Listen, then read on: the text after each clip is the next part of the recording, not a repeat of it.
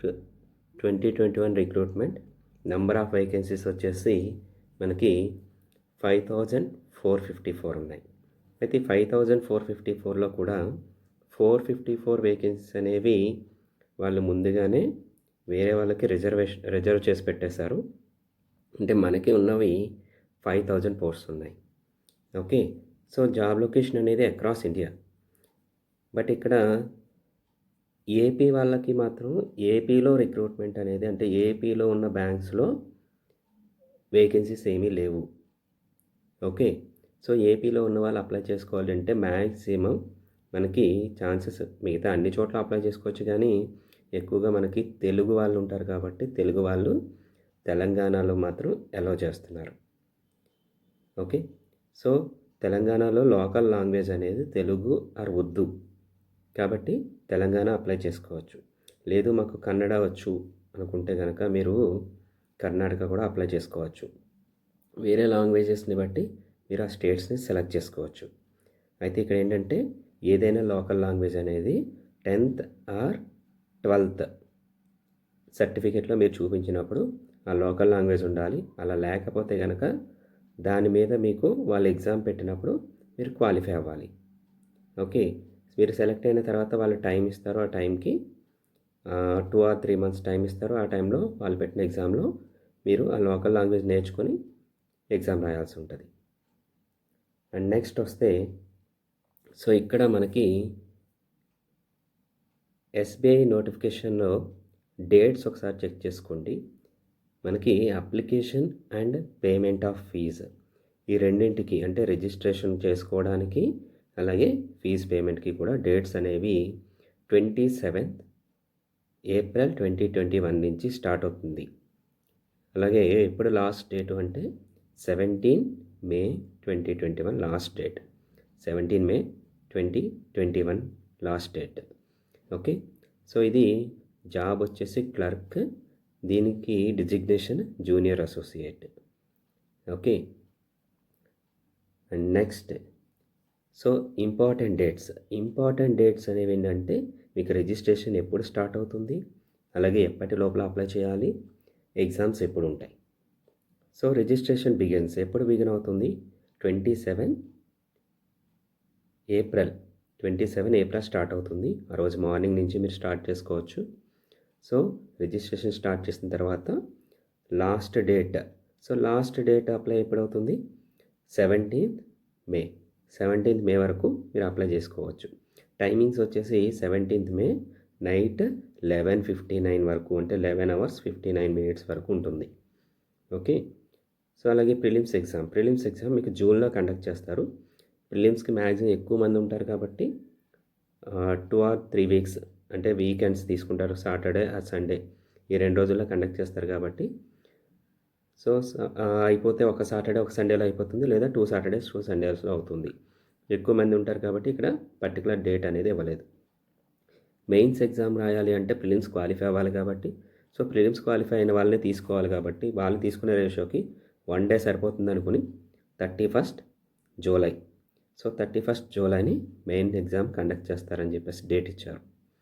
Okay, so ఇవి important dates రిజిస్ట్రేషన్కి, అలానే exam fee pay చేయడానికి. లాస్ట్ డేట్స్, స్టార్టింగ్ డేట్స్ వచ్చేసి 27th ఏప్రిల్ నుంచి స్టార్ట్ అవుతుంది, 17th మేకి ఎండ్ అవుతుంది. ఓకే, ఎగ్జామ్ డేట్స్ ప్రిలిమ్స్ జూన్లో ఉంటుంది, అలాగే మెయిన్ ఎగ్జామ్ 31st జూలైలో ఉంటుంది. And next age limit and age relaxation. So age limit వచ్చేసి మీకు బిలో 20 years ఉండకూడదు, అంటే 20 years నిండి ఉండాలి. అలానే 28 years కంటే ఎక్కువ ఉండకూడదు, అంటే బిలో 28 years ఉండాలి. ఓకే, అది ఎప్పటికీ ఏప్రిల్ 1st 2021కి. ఇక్కడ మీరు అంటే ఎప్పుడు మీకు డేట్ అనేది మీరు పుట్టుంటే ఆ డేట్కి మీకు 20 years వస్తాయి అనేది ఇచ్చారు. ఒకసారి చూడండి. So candidates must have been born not earlier than 2/4/1993, అంటే April 2nd 1993 ముందు పుట్టి ఉండకూడదు. Okay, inclusive of both dates, ఒకసారి చూడండి. అంటే ఎప్పుడు మీకు 28 ఇయర్స్‌కి కన్సిడర్ చేసుకుంటే 1993 20 ఇయర్స్ కన్సిడర్ చేసుకునే వాళ్ళకి 2001 అంటే 2001 ఏప్రిల్ 1 తర్వాత పుట్టుండకూడదు. అలానే ఏప్రిల్ 2 1993కి ముందు పుట్టుండకూడదు. ఓకే. ఇక్కడ ఇచ్చిన డేట్స్లో పుట్టినా సరే సరిపోతుంది. అంటే 2 ఏప్రిల్ 1993 పుట్టిన వాళ్ళు కూడా అప్లై చేసుకోవచ్చు. అలానే 1 ఏప్రిల్ 2001 పుట్టిన వాళ్ళు కూడా అప్లై చేసుకోవచ్చు. ఓకే. ఇంకా ఏజ్ రిలాక్సేషన్కి వస్తే ఏజ్ రిలాక్సేషన్లో ఎస్సీ ఎస్టీ వాళ్ళకి 5 ఇయర్స్ ఇస్తున్నాడు. 5 ఇయర్స్ అంటే ఎక్స్టెన్షన్, అంటే 20 ఇయర్స్ ముందున్న వాళ్ళ గురించి కాదు, 28 ఇయర్స్ తర్వాత ఎక్స్ట్రాగా 5 ఇయర్స్. అంటే మీరు 1993 అన్నారు కాబట్టి సో 92, 91, 90, 89, 88 అంటే 88 ఏప్రిల్ 2 ముందు పుట్టిన వాళ్ళకి అవకాశం ఉంటుంది. అంటే ఏప్రిల్ 2, 1988 ఆ డేట్ నుంచి తర్వాత పుట్టిన వాళ్ళందరికీ ఇక్కడ అవకాశం ఉంటుంది. ఓకే. అలాగే ఓబీసీ 3 ఇయర్స్ అన్నాడు. 3 ఇయర్స్ అంటే 1990. సో 1990 ఏప్రిల్ 2 తర్వాత పుట్టిన వాళ్ళందరికీ కూడా ఇక్కడ అవకాశం ఉంది. నెక్స్ట్ పీడబ్ల్యూడి, సో అది జనరల్ ఆర్ ఈడబ్ల్యూఎస్ వాళ్ళకి 10 ఇయర్స్ ఇచ్చాడు. అలానే ఎస్సీ ఎస్టీ వాళ్ళకి 15 ఇయర్స్ ఇచ్చాడు. ఓబీసీ వాళ్ళకి 13 ఇయర్స్ ఇచ్చాడు. ఇది ఓన్లీ పీడబ్ల్యూడి క్యాండిడేట్స్ మాత్రమే. ఓకే. నెక్స్ట్ ఇంకా ఎక్స్ సర్వీస్ మెన్ వాళ్ళకి ఇంకా ఎక్స్ట్రాస్ ఉంటాయి. సో అవి ఓన్లీ ఎక్స్ సర్వీస్ మెన్ వాళ్ళకి మాత్రమే వర్కౌట్ అవుతాయి. Okay. Next fee, application fee వస్తే కనుక ఎస్సీ ఎస్టీ క్యాండిడేట్స్ కానీ పీడబ్ల్యూడి కానీ ఎక్స్ఎస్ డిఎక్స్ఎస్ అంటే ఎక్స్ సర్వీస్ మెన్స్ అలానే మిగిలిన వాళ్ళందరూ కూడా ఫీజు అనేది పే చేయాల్సిన పని లేదు. ఓకే. జనరల్, ఓబీసీ, ఈడబ్ల్యూఎస్ వీళ్ళు మాత్రం ఫీజు పే చేయాలి. ఎంత పే చేయాలంటే 750 రూపీస్ పే చేయాలి. ఓకే. అంటే 750 రూపీస్ అనేవి ఇప్పుడు మీరు అప్లికేషన్ ఫీజు, ఇవి కాకుండా బ్యాంక్ ఛార్జెస్ ఉంటాయి. అవి మీరు ఆన్లైన్ పేమెంట్ చేసేటప్పుడు ఎక్స్ట్రాగా కట్ అవుతాయి. ఓకే. అలానే అప్లికేషన్ ఫీజు అనేది నాన్ రిఫండబుల్, అంటే మీరు ఒక్కసారి పే చేసిన తర్వాత మీకు మళ్ళీ తిరిగి రాదు. కంపల్సరీ మళ్ళీ మీరు ఎగ్జామ్కి అటెండ్ అవ్వాలి తప్ప ఎగ్జామ్కి అటెండ్ అవ్వకపోతే తిరిగి ఇవ్వకపోవడం అలా అంటే తిరిగి ఇవ్వడం లాంటివి ఏమీ ఉండవు. ఓకే. నెక్స్ట్ ఇది అప్లికేషన్ ఫీజుకి సంబంధించింది. So compulsory general, OBC, EWS వాళ్ళు 750 రూపీస్ ప్లస్ మీరు ఏ బ్యాంక్ సెలెక్ట్ చేసుకుంటే ఆ బ్యాంక్కి ఛార్జెస్ ఉంటాయి, ఆ ఛార్జెస్ కలిపి కట్టాల్సిందే. ఓకే. అండ్ నెక్స్ట్ సో ఇంకా సిలబస్ విషయానికి వస్తాయి. ఇప్పటివరకు అప్లికేషన్ గురించి మాట్లాడుకున్నాం. అయితే సిలబస్ విషయానికి వస్తే కనుక ఫస్ట్ ప్రిలిమ్స్లో మీకు ఎగ్జామ్ ప్యాటర్న్ ఎలా ఉంటుంది? ఎగ్జామ్ ప్యాటర్న్ 3 సెక్షన్స్లో ఉంటుంది. అలాగే టోటల్గా 60 మినిట్స్ టైము, బట్ ఈచ్ సెక్షన్కి కూడా 20 మినిట్స్ ఫిక్స్డ్గా ఇస్తారు. అంటే 20 మినిట్స్ కంపల్సరీ మీరు ఆ సెక్షన్లో వెయిట్ చేయాల్సిందే.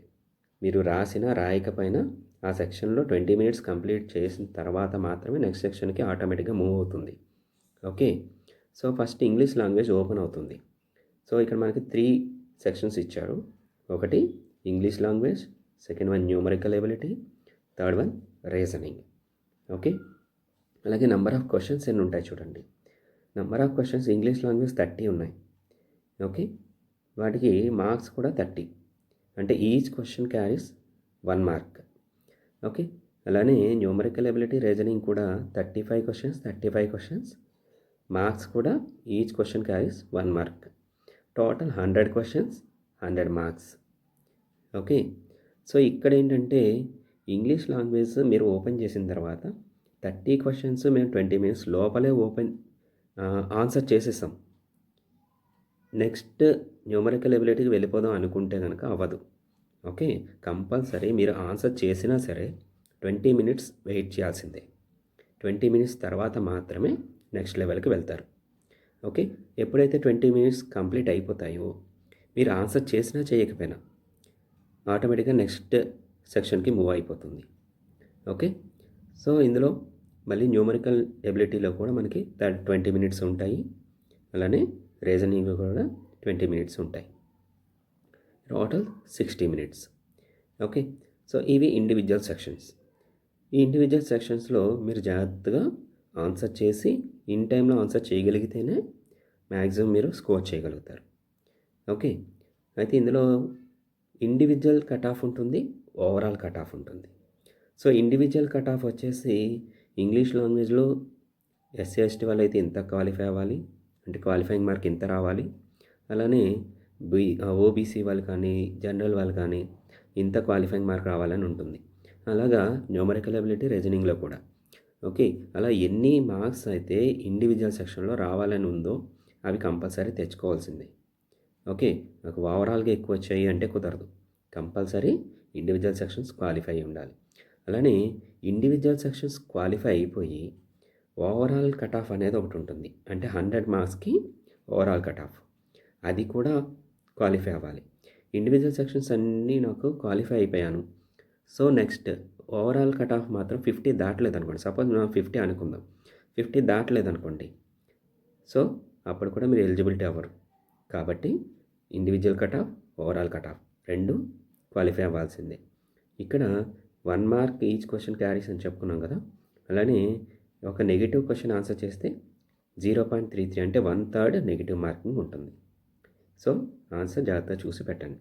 నెక్స్ట్ మెయిన్స్ ఎగ్జామ్ ప్యాటర్న్ వస్తే, మెయిన్స్ ఎగ్జామ్ వచ్చేసి మనకి ఎన్ని సెక్షన్స్ ఉన్నాయి? 4 సెక్షన్స్ ఉన్నాయి. 4 సెక్షన్స్లో first general English, second quantitative aptitude, reasoning ability third one, and computer aptitude కూడా కలిపి ఉంది. ఓకే. అలాగే 4th వన్ వచ్చేసి general and financial awareness. Okay. So ఇక్కడ ఏంటంటే general English, quantitative aptitude, reasoning ability వరకు మీరు ప్రిలిమ్స్లో ఎంత గట్టిగా ప్రిపేర్ అయితే ఇక్కడ కూడా అటెంప్ట్ చేయడానికి ఈజీగా ఉంటుంది. మిగిలినవి కంపల్సరీ మెయిన్కే ప్రిపేర్ అవుతారు. ఓకే. అంటే కంప్యూటర్ యాప్టిట్యూడ్, సో కంప్యూటర్కి సంబంధించిన డీటెయిల్స్, అలానే కంప్యూటర్ యాప్టిట్యూడ్లో మీకు డిఫరెంట్ బుక్స్ అనేవి దొరుకుతుంటాయి, వాటి నుంచి ప్రిపేర్ అవ్వండి.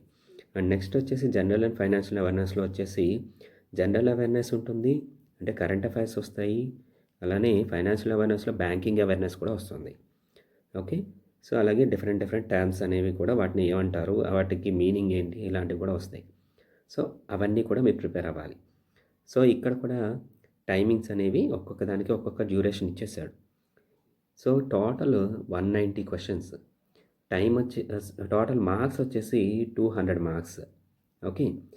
Total time 2 hours 40 minutes. అయితే ఇక్కడ జనరల్ ఇంగ్లీష్కి 35 మార్క్స్ మాత్రమే ఇచ్చాడు. అంటే కంపల్సరీ 40 క్వశ్చన్స్కి 35 మార్క్స్ అంటే మనకి ఎక్కడో ఒక క్వశ్చన్, కొన్ని క్వశ్చన్స్ దగ్గర కంపల్సరీ మార్క్స్ 1 మార్క్ కంటే తక్కువ పెడుతున్నాడని మీనింగ్. ఓకే. సారీ, ఇక్కడ మార్క్ అన్ని ఈచ్ క్యారీస్ 1 మార్క్, అంతవరకు ఓకే. నేను టైం చూసుకోండి, 35 minutes.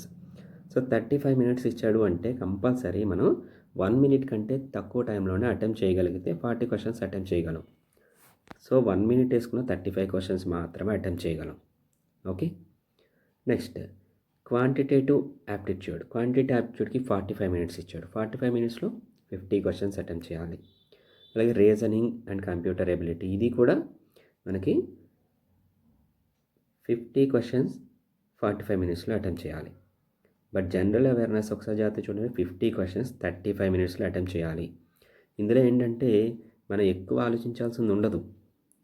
ఆల్రెడీ చదివింది ఏదైతే ఉందో, జస్ట్ క్వశ్చన్ ఏదైతే ఉందో దానికి పర్ఫెక్ట్ ఆన్సర్ 1 second అంటే మీకు ఒక 15 secondsలో అయినా ఆన్సర్ పెట్టేసేయాలి. అలా అయితేనే ఈ సెక్షన్లో ఎక్కువ మార్క్స్ వస్తాయి. ఓకే. ఇందులోనే ఎక్కువ కన్ఫ్యూజన్ కూడా ఉంటుంది, ఎందుకంటే 2 ఆన్సర్స్ మ్యాక్సిమం కన్ఫ్యూజన్ స్టేట్లో మీకు అదా ఇదా అనే కన్ఫ్యూజన్ స్టేట్లోకి వెళ్ళే అవకాశం ఉంటుంది. సో అది కూడా చెక్ చేసుకోండి. సో ఇది total 2 hours 40 minutes. Okay.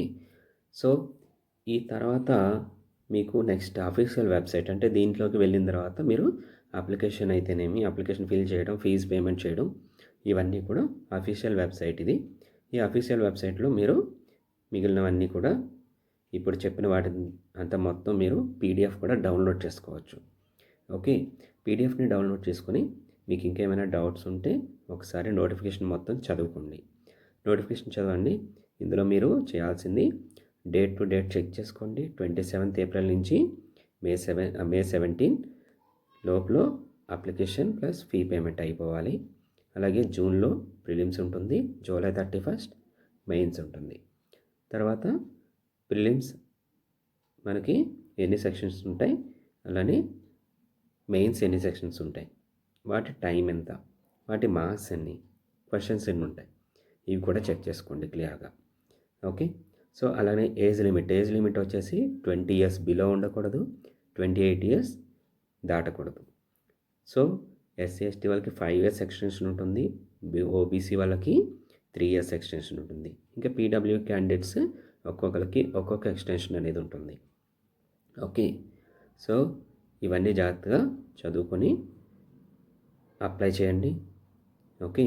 So అలాగే మీకు యాప్టిట్యూడ్ రీజనింగ్కి సంబంధించిన వీడియోస్కి ఈ ఛానల్లో నేను ఆల్రెడీ కొన్ని అప్లోడ్ చేశాను, ఇంకా ముందు ఇంకా కొన్ని అప్లోడ్ చేస్తాను. సో వీటిని జాగ్రత్తగా అంటే ప్రీవియస్ క్వశ్చన్స్ని అప్లోడ్ చేయడానికి కూడా ట్రై చేస్తాను. ఓకే. వీటిని జాగ్రత్తగా అబ్జర్వ్ చేసి చదువుకోండి. Thank you.